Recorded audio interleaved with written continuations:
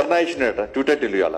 మీ అయ్య ముఖ్యమంత్రి ఉన్నప్పుడు ఎంసెట్ పేపర్ లీక్ అయింది, టీఎస్పీఎస్సీ పేపర్ లీక్ అయింది, ఎస్ఎస్సీ పేపర్ లీక్ అయింది. మీ కుటుంబం వీళ్ళ కుటుంబము మొత్తం పేపర్లు అమ్ముకోవడం, విద్యార్థుల భవిష్యత్తు నాశనం చేయడమే. మరి ఎప్పుడన్నా కేసీఆర్ రాజీనామా చేసిండా? నువ్వు రాజీనామా చేసినావా?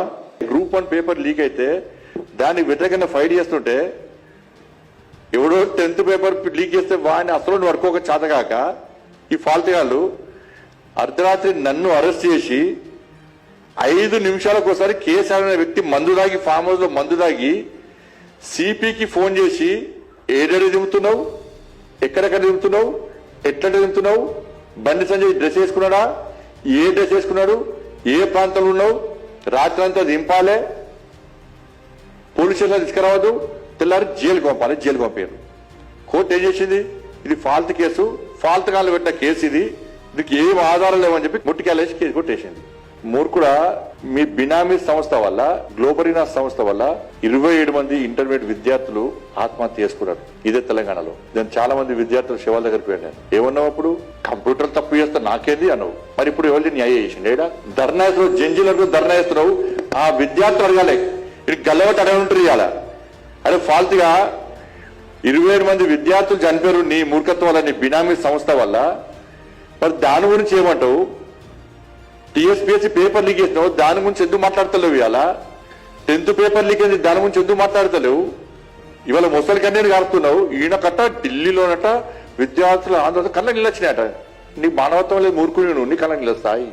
మరి ఇంటర్మీడియట్ విద్యార్థులు చచ్చిపోతే బాధ అనిపించలేదా? మానవత్వం లేదా? మనిషివి కాదా నువ్వు? మా పిల్లలకు అన్యాయం జరిగింది అని చెప్పి పిల్లల తల్లిదండ్రులు బోర్డ్ ఆఫ్ ఇంటర్వ్యూకి వచ్చి ఆందోళన చేస్తే న్యాయం చేయమని కొడితే పుట్టు అడితలు కొట్టాడు. ఇవాళ పోలీసులు కొట్టుకుంటున్నావు కదా. ఆ రోజు ఇదే ప్రజలు తెలంగాణ రాష్ట్రంలో మీ ప్రభుత్వ పాలనలో 10 సంవత్సరాల్లో ప్రజలు తిరగబడితే తెలంగాణ రాష్ట్రంలో మీరు మిగిలిపోదురు, పోలీసులు మిగిలిపోదురు మీ అలచకాలకు. ఆ రోజు ఇంటర్మీడియట్ విద్యార్థులు చనిపోతే వాళ్ళ తల్లిదండ్రులను కొట్టారు, పిల్లలను కొట్టారు. ఇవాళ జంజీ విద్యార్థులు ఇవాళ ప్రశ్నించాలి ఇవాళ కేటీఆర్ను. ఆ రోజు లీకేజ్ చేసినప్పుడు కారణం ఎవరు? నువ్వు కాదా? ఏం చర్య తీసుకున్నావు?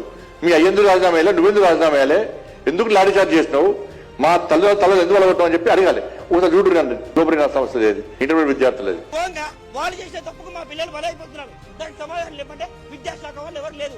ఫస్ట్ ఇయర్ 81% వచ్చింది. సో నేను ఇప్పుడు సెకండ్ ఇయర్ కంప్లీట్ అయితే మిగతా అన్ని సబ్జెక్ట్స్ పర్లేదు, చాలా బాగా వచ్చాయి. ఓన్లీ మ్యాథ్స్ 2Bలో 16 వేసి ఫెయిల్ చేశారు. ఏంది ఇది? అసలు రావాల్సిన ఆయన ఏరి ఫామ్ హౌస్ లో కూర్చుంటే ఎట్లా బయటకు వచ్చి చూసుకోవాలి కదా స్టూడెంట్స్ ని. 17 మంది చచ్చిపోతే ఏంది పరిస్థితి? ఇప్పుడు ఇక్కడ లోపలికి వెళ్ళనిస్తలేరు అని ఇంకో ముగ్గురు కూడా చనిపోతే ఎట్లా? ఏంది? ఏం చేయాలి మేము దీంతో? మీకు చేత కాదని చెప్పుకుని పని పక్కకు జరుగుని మీరు వేరే మంత్రిని పెట్టుకోండి. మీరు మీకు చేత కాదు, మా బతుకులు ఏం కాస్తారు?